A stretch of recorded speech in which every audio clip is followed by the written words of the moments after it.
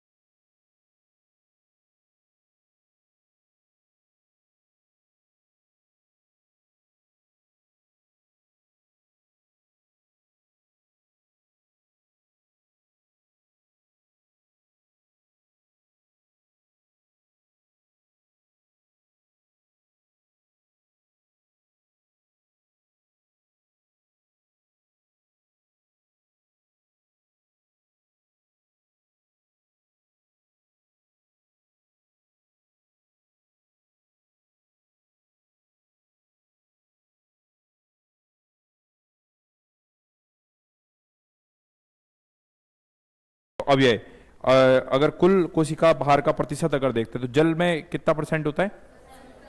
हाँ, 70 से 90, 70 से 90% तक।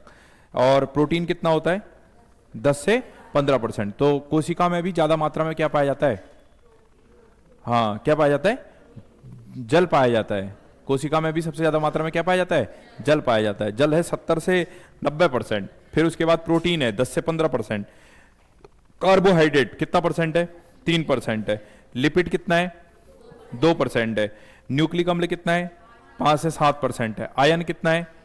1% है। तो अभी हम लोगों ने कोशिका कोशिका क्या है इस पर हमने बात किया, क्या है इसका संगठन, क्या होता है इस पर बात करी, ठीक है ना। सबसे बड़ी, लंबी, इन कोशिकाओं के बारे में हम लोगों ने चर्चा करी। सबसे बड़ी कौन सी है, लंबी कौन सी है।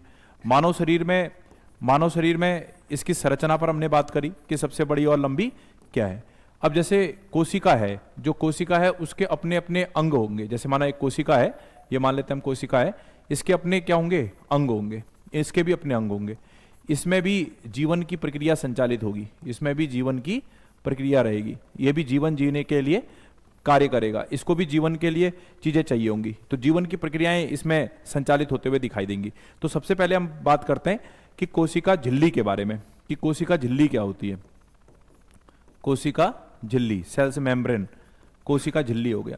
अब बात आती है, मैंने आपको कल भी समझाया कि जितना भी सजीव है और जो भी निर्जीव है, सबका निर्माण किससे हुआ है? कोशिका झिल्ली से हुआ है, तो कोशिका से हुआ है। अब कोशिका झिल्ली जो है, इसी को हम दूसरे शब्दों में बोलते हैं प्लाज्मा झिल्ली। क्या बोलते हैं? प्लाज्मा झिल्ली। तो कोशिका झिल्ली कह सकते हैं, या आपका प्लाज्मा झिल्ली, इसको हम प्लाज्मा झिल्ली के नाम से भी जानते हैं, प्लाज्मा झिल्ली के नाम से। अब सबसे इंपॉर्टेंट विषय है कि कोशिका झिल्ली जो है किस में पाई जाएगी। तो ये पादप में भी पाई जाएगी और किस में पाई जाएगी? जंतु में भी पाई जाएगी। तो पादप और जंतु दोनों में ही हमें देखने को मिलेगी। आपने कहा पादप, पादप माने पेड़ पौधे, और आपका जंतु, पादप और जंतु दोनों में ही देखने को मिलेंगी। कोशिका झिल्ली जो है वो पादप में भी देखने को मिलेगी और जंतु में भी देखने को मिलेगी। अब सबसे इंपॉर्टेंट विषय है कि जो आपका कोशिका झिल्ली है वो बनी किसकी होती है, ये किससे निर्मित होती है? तो कार्बोहाइड्रेट और प्रोटीन से। कार्बोहाइड्रेट और प्रोटीन के द्वारा ये आपका बनी होती है।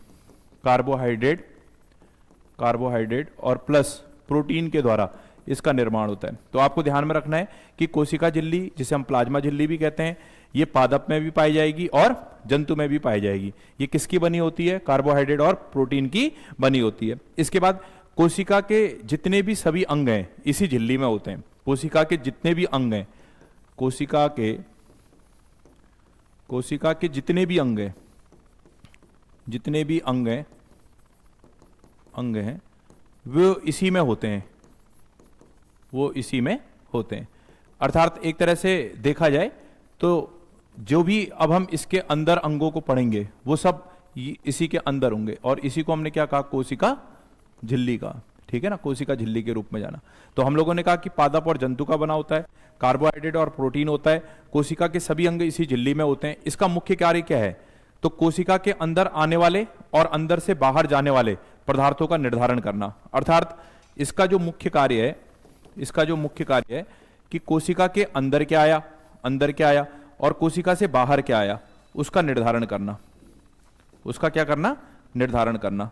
अंदर क्या आया और बाहर क्या आया उसका क्या करना है, निर्धारण करना है। तो कोशिका का मुख्य कार्य है कि अंदर क्या आया और बाहर क्या गया उसका निर्धारण करना। तो हमने पहला पॉइंट यहां पर अपना क्लियर किया कि एक कोशिका जो होती है उसमें कोशिका झिल्ली पाई जाती है। यह कोशिका झिल्ली पादप और जंतु से बनी होती है। यह कोशिका कार्बोहाइड्रेट और प्रोटीन का इसमें भाग पाया जाता है। कोशिका के जितने भी अंग होते हैं वो इसी के अंदर आपका होते हैं। इसका मुख्य कार्य है कि जो अंदर आ रहा है और जो बाहर जा रहा है उसका क्या करना है, इसका निर्धारण करना है। अब दूसरा इसमें आता है कोशिका भित्ति। अब हम दूसरा पॉइंट पढ़ते हैं, कोशिका भित्ति। कोशिका भित्ति किसे कहते हैं, कोशिका भित्ति। कोशिका भित्ति किसे कहा जाता है। अब बात आती है कोशिका भित्ति। भित्ति एक तरह का क्या हो गया, दीवार हो गई। भित्ति एक तरह की क्या हो गई, दीवार हो गई। अब कोशिका भित्ति किस में पाई जाएगी, केवल पादप में पाई जाएगी, केवल पादप में। कोशिका भित्ति किस में पाई जाएगी, केवल पादप में पाई जाएगी। कोशिका भित्ति जो है वो केवल किस में पाई जाएगी, पादप में। अब भित्ति नाम ही से लग रहा है एक तरह की दीवार। अब ये आपका जंतु में नहीं है, सिर्फ और सिर्फ किसमें, पादप में। किसमें, पादप माने क्या हो गए, पेड़ पौधे, उसमें पाई जाएगी। अब सबसे इंपॉर्टेंट विषय, इसका निर्माण किससे हुआ है, तो इसका निर्माण हुआ सेलुलोज से। इसका निर्माण किससे हुआ है, सेलुलोज से। सेलुलोज से इसका निर्माण हुआ है, सेलुलोज से इसका निर्माण हुआ है।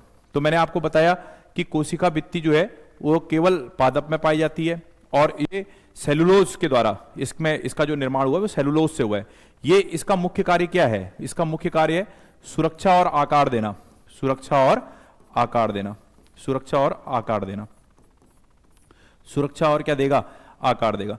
अब एक बार समझने का प्रयास करो। जैसे मैंने अभी आपको समझाया कि भाई एक कोशिका है वो जंतु में भी है, पादप में भी है। फिर हमने कहा कोशिका झिल्ली। कोशिका झिल्ली जो है वो जंतु में भी पाई जाती है, पादप में भी पाई जाती है। कोशिका झिल्ली जो है उसमें सारे अंग होते हैं, ये हम लोगों ने समझा। फिर हमने बात करी कोशिका भित्ति के बारे में। कोशिका भित्ति हमने कहा सिर्फ किस में होती है, आपका पादप में होती है। जब पादप माने क्या हो गया, पेड़ पौधे।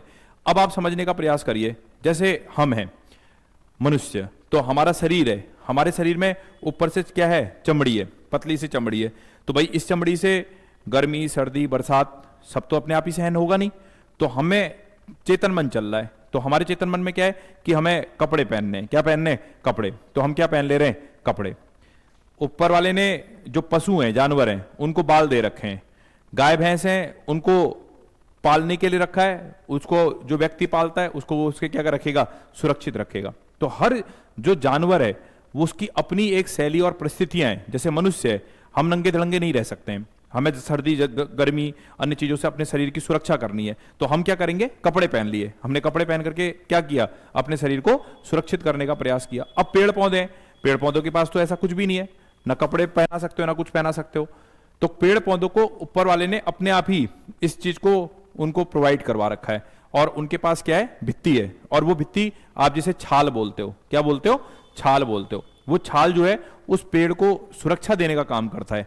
तो इस प्रकार से पूरे पेड़ को सुरक्षा देने के लिए उसमें क्या पाई जाती है, छाल पाई जाती है। वो छाल भी कहीं ना कहीं उसको आकार भी देने का काम करेगा और उसको सुरक्षित करने का भी काम करेगा। ये पॉइंट भी आपके समझ में आ गया होगा। अब तीसरे पॉइंट की तरफ चलते हैं।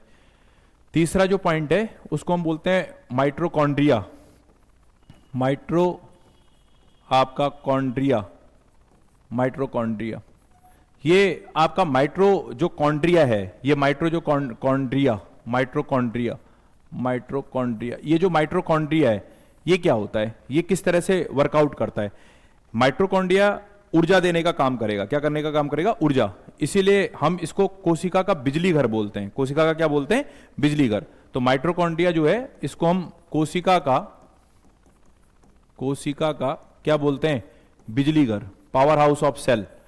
पावर हाउस ऑफ सेल कोशिका का बिजली घर कहलाता है माइट्रोकॉन्ड्रिया। कोशिका का बिजली घर है, अर्थात क्या कहते हैं? पावर हाउस ऑफ सेल्स कहलाएगा। अब बात आती है इसकी खोज किसने की थी? सबसे पहले किसने बताया कि कोशिका में माइट्रोकॉन्ड्रिया पाई जाती है? अल्टमैंट ने। किसने बताया?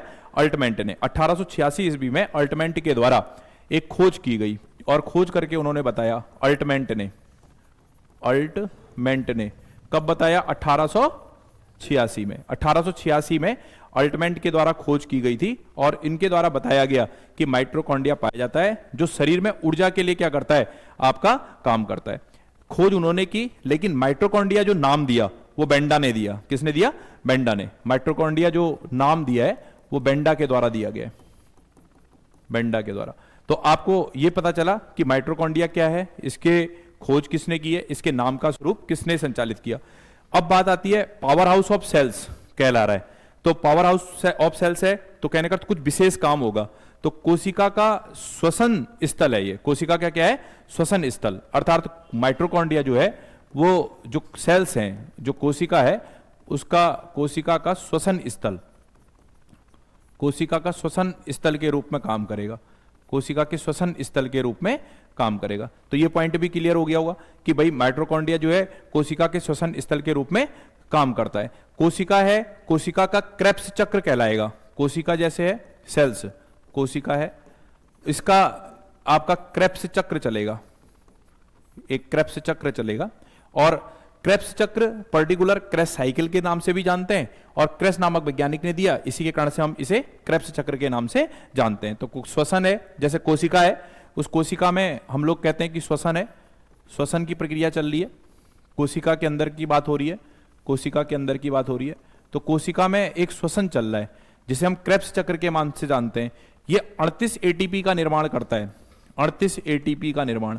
और ये 38 एटीपी जो है वो ग्लूकोज बनाता है। क्या बनाता है? ग्लूकोज बनाता है। कोशिका के अंदर जो ये माइट्रोकॉन्ड्रिया इस तरह से वर्कआउट करेगा।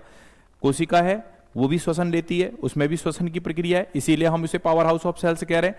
क्रेब्स चक्र संचालित हुआ, 38 एटीपी बनाया, ग्लूकोज बना और इस ग्लूकोज ने फिर से उसको क्या दे दी? ऊर्जा दे दी। क्या दे दी? ऊर्जा देने का काम कर दिया। ठीक है ना। अब बात आती है ये माइट्रोकॉन्ड्रिया जो है आपका, जो इसकी आंतरिक दीवारें हैं उनको क्रिस्टी कहते हैं। जो माइट्रोकॉन्ड्रिया है इसकी आंतरिक दीवारों को, आंतरिक जो दीवार है उसको क्रिस्टी कहते हैं। क्या कहते हैं? क्रिस्टी, क्रिस्टी के नाम से जानते हैं। तो मैंने आपको यहां पर यह समझाने का प्रयास किया कि जो आंतरिक दीवार है उसे हम किसके नाम से जानते हैं? क्रिस्टी के नाम से। तो अभी मैंने आपको 3 पॉइंट पढ़ाए। 3 पॉइंट मैंने क्या क्या पढ़ाए? एक पढ़ाया मैंने आपको कोशिका झिल्ली, दूसरा पॉइंट मैंने क्या पढ़ाया आपको? कोशिका भित्ति, और तीसरा पॉइंट मैंने क्या पढ़ाया आपको? माइट्रोकॉन्ड्रिया। ये प्रश्न काफी इंपोर्टेंट है कि पावर हाउस ऑफ सेल्स किसे कहते हैं? तो पावर हाउस ऑफ सेल्स किसे कहते हैं? माइट्रोकॉन्ड्रिया को कहते हैं। अब एक इसमें चौथा पॉइंट हम लोग पढ़ने जा रहे हैं। चौथा पॉइंट जो है वो कहलाएगा गोल्जी काय। चौथा पॉइंट क्या कहलाएगा? गोल्जी काय। चौथा पॉइंट जो आएगा वो गोल्जी काय आएगा। अब बात आती है गोल्जी काय जो है इसकी खोज किसने की थी? किसने की थी इसकी खोज? कैकिलो गोल्जी ने इसकी जो खोज की है, कैकिलो, क्या कैकिलो या कैकमिलो? कैमिलो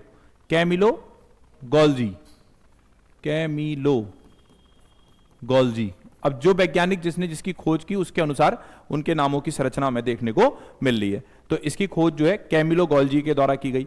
इसका कार्य क्या है? इसका कार्य है, जैसे आपने देखा होगा हम आपका रोड में चल रहे हैं तो आपने देखा होगा पुलिस है, पुलिस का क्या, जैसे ट्रैफिक पुलिस है, ट्रैफिक पुलिस का काम क्या है? यातायात को नियंत्रित करना, यातायात को नियंत्रित करना। अब उसमें रेड लाइट्स और ग्रीन लाइट्स उसका संचलन है, साथ ही साथ में जहां पर नहीं है वहां पर ट्रैफिक पुलिस खड़ी है, तो ट्रैफिक पुलिस क्या कर रही है? तुम रुको तुम जाओ, तुम रुको तुम जाओ। इसीलिए गोल्जी कॉय जो है वो शरीर में परिवहन यातायात प्रबंधन के रूप में काम करता है। परिवहन यातायात प्रबंधन के रूप में काम करता है। परिवहन यातायात, यातायात प्रबंधन। अब आपसे पूछेगा कि शरीर में प्रबंधन, यातायात प्रबंधन के रूप में कौन कौन काम करता है, तो आप क्या बताओगे? गोल्जी काय। कौन करता है? गोल्जी काय। तो गोल्जी काय है वो आपका शरीर में परिवहन, यातायात प्रबंधन के रूप में काम करेगा। अब इसके बाद हम बात करते हैं क्या कहते हैं राजधानी के बारे में। अगला पॉइंट आएगा राजधानी। नेक्स्ट पॉइंट है राजधानी। नेक्स्ट पॉइंट है राजधानी। अब शरीर जैसे हमने अभी तक ये पढ़ा उसी प्रकार से राजधानी का भी अपना एक वर्कआउट होगा, उसको भी वो वर्क करने का काम करेगा, ठीक है ना। राजधानी क्या काम करेगा उसको देखो। तो राजधानी जो है जल संग्रहण का काम करेगा। किसका काम करेगा? जल संग्रहण का, जल के संग्रहण का काम करेगा। अर्थात जो कोशिका है उसी कोशिका झिल्ली के अंदर एक पॉइंट राजधानी भी होगा, और राजधानी क्या करेगा? आपका जल का संग्रहण करने का काम करेगा, जल को संग्रहित करने का काम करेगा। बस इतना ही इसका पॉइंट है, क्लियर हो जाना चाहिए। अब छठा पॉइंट हम लोग इसमें देखते हैं। छठा पॉइंट, तो छठे पॉइंट के रूप में जो इसमें पॉइंट आएगा तारक काय। क्या आएगा? तारक काय। तारक काय भी इसी सेल्स के अंतर्गत पाया जाएगा। तारक काय, तारक काय। अब तारक काय जो है इसका क्या काम है? तारक काय, तारक आय हो गए। तो तारक काय, तारक काय का क्या कार्य है, वो किस तरह से वर्कआउट करता है, उसका क्या काम है? तो इसकी खोज जो है बोबरी ने की थी। किसने की थी? बोबरी ने। इसकी खोज जो है आपका बोबरी ने की थी। बोबरी, इसकी खोज जो है बोबरी के द्वारा की गई है। एक तो ये पॉइंट याद रखेंगे, बोबेरी है, बोबेरी शब्द है, बोबेरी के द्वारा की गई है। इसी प्रकार से ये किस में पाया जाता है? केवल जंतु कोशिका में पाया जाएगा, पादप में नहीं। केवल किस में पाया जाएगा? जंतु कोशिका में। तो तारक काय जो है केवल जंतु आपका कोशिका में, केवल जंतु कोशिका में पाया जाता है। तारक काय जो है वो केवल जंतु कोशिका में पाया जाता है। एक पॉइंट तो ये क्लियर रखेंगे। अब केवल जंतु कोशिका में पाया जाता है, और ये किसके लिए मुख्य रूप से काम करता है? कोशिका विभाजन के लिए काम करता है। किसके लिए काम करता है? कोशिका के विभाजन के लिए। कोशिका विभाजन का काम करेगा, कोशिका विभाजन का काम करेगा। तो तारक काय जो है इसकी खोज बोबेरी ने की है। ये केवल जंतु कोशिकाओं में पाया जाता है, कोशिका के विभाजन के लिए ये वर्कआउट करता हुआ दिखाई देता है। सबसे ज्यादा विभाजन कहां होता है?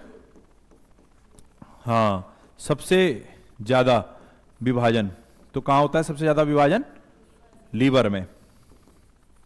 सबसे ज्यादा विभाजन जो है वो लीवर में देखने को मिलेगा। और सबसे कम विभाजन कहां होगा? न्यूरॉन में। सबसे कम विभाजन जो है वो कहां पाया जाएगा? न्यूरॉन में। सबसे कम विभाजन जो है वो आपका न्यूरॉन में देखने को मिलेगा। तो अभी तक तो हमने इसको पढ़ा, तारक काय को पढ़ा। तो खोज इसकी जो है बोबेरी के द्वारा केवल जंतु कोशिका में, कोशिका विभाजन होगा। सबसे ज्यादा विभाजन आपका देखने को मिलेगा लीवर में, और सबसे कम विभाजन जो होगा वो कहां देखने को मिलेगा? न्यूरॉन में। कहां देखने को मिलेगा? न्यूरॉन में। तो अभी मैंने आप लोगों को कुछ चीजें समझाई, और उसके अंतर्गत मैंने कुछ चीजें बताने का काम किया। नेक्स्ट क्या कहते हैं, इसमें एक पॉइंट समझने का प्रयास करेंगे। ये कोशिका है, ये क्या है? कोशिका है। अब इस कोशिका के अंदर हमने कहा कि ये कोशिका झिल्ली है। ये क्या है? कोशिका झिल्ली। अब ये कोशिका झिल्ली है। अब कोशिका झिल्ली है, और इसके अंतर्गत हमने उसके विभिन्न अंगों को पढ़ने का काम कर रहे हैं, उसके विभिन्न अंगों को पढ़ने का काम कर रहे हैं। अब एक बात समझने का प्रयास करिए। जैसे मैं एक छोटा सा उदाहरण आपके सामने प्रस्तुत करता हूं। जैसे आप मार्केट गए, अब मार्केट से आपको कोई सामान खरीदना है। अब सामान खरीदना है तो आप क्या करेंगे? किसी बैग का या पॉलीथीन झिल्ली बैग का यूज करेंगे। अब उसमें आपने सामान खरीदा, उससे आपने उसमें कह दिया कि भाई जो भी सामान खरीदा, दाल वाल सब्जी वब्जी जो भी खरीदा सब इसमें डाल दो। अब आपने उसे उठा लिया। अब उठा लिया और उसे उस झिल्ली के अंदर सारे सामान को क्या कर लिया? रखने का काम किया। तो ऐसे ही जो कोशिका झिल्ली है वो कोशिका के सभी अंगों को उसके अंदर रखने का काम करती है, उसके अंदर रखने का काम करती है। अब रखने के बाद कभी देखा होगा आप सब्जी मंडी में जा रहे हैं, टमाटर ले रहे हैं, आपके पास एक झिल्ली है, बैग है, अब टमाटर लिया और आपने 2 किलो आलू भी लिया, तो टमाटर सबसे नीचे रख देगा और आलू सबसे ऊपर रख देगा। तो ऐसी कंडीशन में क्या होगा? टमाटर पिचक जाएगा। वो कहेगा भाई साहब टमाटर उठा करके कहां रखो? ऊपर की तरफ रखो। तो ऐसे ही जो ये आपका शरीर के अंदर कोशिका है और जो झिल्ली है, इसके अंदर सारे अंगों को सुरक्षित करने के लिए, सारे अंगों को व्यवस्थित रखने के लिए एक ढांचा है, और उस ढांचे के आधार पर वो सब चीजें क्या होती हैं? नियंत्रित। जिस तरह से ये मानव शरीर है, अगर देखा जाए अभी मैं खड़ा हूं, मैं चलने लग गया, सारी एक प्रक्रियाएं हमारे शरीर में संचालित हो रही हैं। और वो किसके कारण से हो रही है? कहने का अर्थ हमारे शरीर में कंकाल तंत्र पाया जा रहा है, हमारे शरीर में ऐसा कोई क्या कहते हैं क्रिएट पॉइंट है जो इन सब चीजों के वर्कआउट को करवाने में हमारी क्या कर रहा है? मदद। ऐसी जो कोशिका है, उस कोशिका के ढांचे को क्रियान्वित करने के लिए, ढांचे को मेंटेन रखने के लिए भी कोई चीज होगी जो उसको बैलेंस बनाएगी। ये नहीं होगा कि कोशिका के अंग आपस में क्या करेंगे? लड़ेंगे और झगड़ेंगे और एक दूसरे को पिचका देंगे, ऐसा कुछ भी नहीं होगा, ठीक है ना। वो अपनी जगह क्या रहेंगे? व्यवस्थित रहेंगे। तो मैंने अभी आपको यही समझाने का प्रयास किया, कोशिका झिल्ली। तो कोशिका झिल्ली हम लोगों ने ये समझा कि सभी में पाते हैं, चाहे वो आपका पादप हो और चाहे वो जंतु हो, सभी में वो देखने को मिलेगा। तो हम लोगों ने अभी 5-6 पॉइंटों के रूप में हमने चीजें लेने का प्रयास किया। कोशिका झिल्ली बताई, कोशिका भित्ति मैंने कहा केवल पादप में पाया जाता है, इस पॉइंट को ध्यान में रखेंगे। हम लोगों ने फिर बात करी माइटोकॉन्ड्रिया। माइटोकॉन्ड्रिया काफी इंपोर्टेंट है, पावर हाउस ऑफ सेल्स कहलाता है। क्या कहलाता है? पावर हाउस ऑफ सेल्स कहलाता है। इसके बाद हम लोगों ने बात की गाल्जी काय। गाल्जी काय यातायात प्रबंधन के रूप में काम करता है। कई बार बोलता है कि यातायात प्रबंधन के रूप में कौन वर्कआउट करता है, तो यातायात प्रबंधन के रूप में कौन काम करेगा? गोल्जी काय काम करेगा। रसधानी, ये जल का क्या करेगा? संग्रहण करेगा, जल के संग्रहण के रूप में इसका वर्कआउट होगा, तो इस पॉइंट को ध्यान में रखेंगे। फिर हमने पढ़ा तारक काय। सबसे इंपोर्टेंट बात है, ये केवल जंतु कोशिका में पाया जाएगा। किस में पाया जाएगा? जंतु कोशिका में। इसका जो भाव है वो केवल जंतु कोशिका के अंतर्गत ही देखने को मिलेगा। अब इसके बाद हम आगे के पॉइंट को क्रिएट करते हैं, ठीक है ना। अगला पॉइंट मैं पढ़ाने जा रहा हूं, अंतःद्रवी आपका जालिका। अंतःद्रवी जालिका क्या है?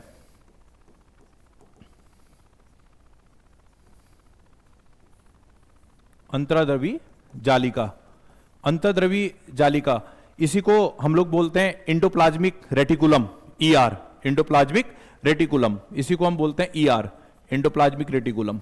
अंतर्द्रवीय जालिका, अंतर्द्रवीय जालिका जो है ये आंतरिक कंकाल है। आंतरिक क्या है? कंकाल। अभी मैंने आपसे बताया कि ये शरीर खड़ा है तो कंकाल के उससे खड़ा है। कोशिका भी अपने आप में व्यवस्थित है, ऐसा नहीं कि पिचकी है, फैली है, इधर उधर भाग रही है, एक अंग दूसरे अंगों से टकरा रहे, नहीं, वो भी अपने आप में पूरा व्यवस्थित ढांचे के रूप में कोशिका भी काम कर रही है। कोशिका में जो ये वर्कआउट हो रहा है, इसका वर्कआउट जो हो रहा है अंतःद्रवीय जालिका के कारण से हो रहा है, इंडोप्लाज्मिक रेटिकुलम के कारण से हो रहा है। तो वो किसका काम करती है? आंतरिक कंकाल का काम करती है। आंतरिक किसका काम करती है? कंकाल का। आंतरिक कंकाल का काम करेगी। एक पॉइंट क्लियर होना चाहिए कि वो आंतरिक कंकाल के रूप में काम करती है। और दूसरा पॉइंट क्या है? यह आंतरिक सहायता देने का काम करती है। आंतरिक क्या देती है? सहायता। आंतरिक कंकाल है और आंतरिक आपका सहायता देने का काम करेगी। आंतरिक कंकाल है, आंतरिक सहायता देने का काम करेगी। इसका मुख्य काम क्या है? वसा का निर्माण करना। वसा का क्या करना? निर्माण। ये वसा का निर्माण करेगी, वसा का निर्माण करेगी, वसा का निर्माण करेगी। इसी प्रकार से अगला क्या काम है? इसका मुख्य अगला काम है प्रोटीन का निर्माण करना। क्या करना? प्रोटीन का निर्माण करना।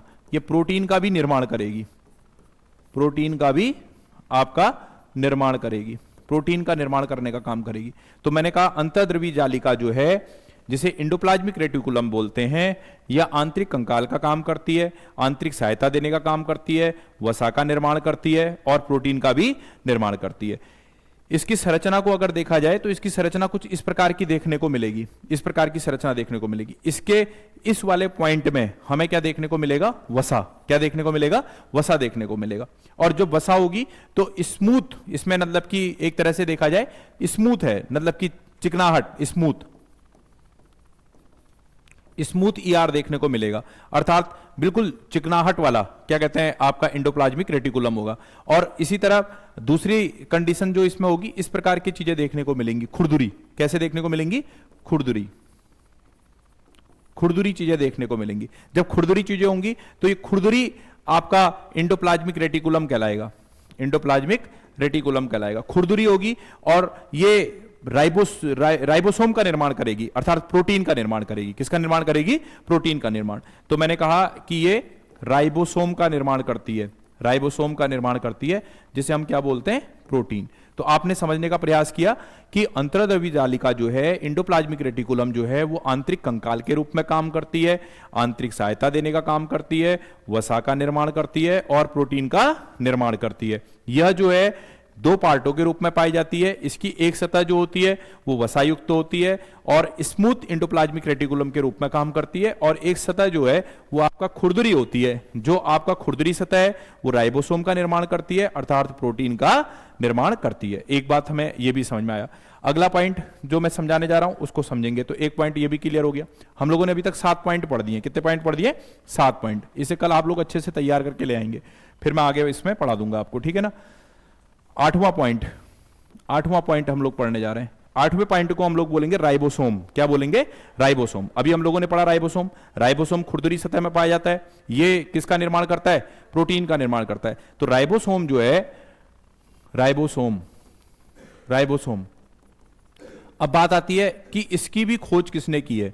कई बार परीक्षाओं में कोशिकाओं के जो अंग हैं उनके खोजकर्ताओं के बारे में बहुत पूछता है। किसने की है भाई? पैलेट। किसने की है? पैलेट ने। पैलेट ने 1953 ईस्वी में इसकी खोज की थी।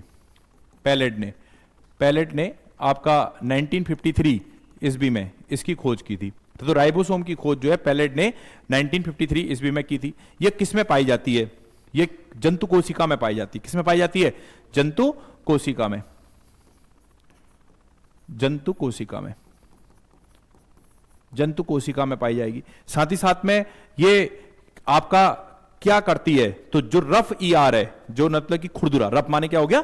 खुरदुरा। जो खुरदुरा एंडोप्लाज्मिक रेटिकुलम है, जो खुरदुरा रफ एंडोप्लाज्मिक रेटिकुलम है, उसमें प्रोटीन का निर्माण करेगी। उसमें क्या करेगी? प्रोटीन का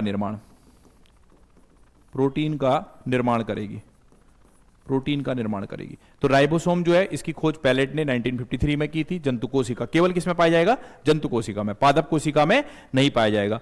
ये रफ एंडोप्लाज्मिक रेटिकुलम में प्रोटीन का निर्माण करती है और इसी के कारण से राइबोसोम को, बहुत इंपॉर्टेंट पॉइंट, आपका राइबोसोम को प्रोटीन का घर बोलते हैं। क्या बोलते हैं? प्रोटीन का घर। अर्थात प्रोटीन की मात्रा पाई जाती है तो प्रोटीन का घर या प्रोटीन की फैक्ट्री कहा जाता है। क्या कहा जाता है? प्रोटीन की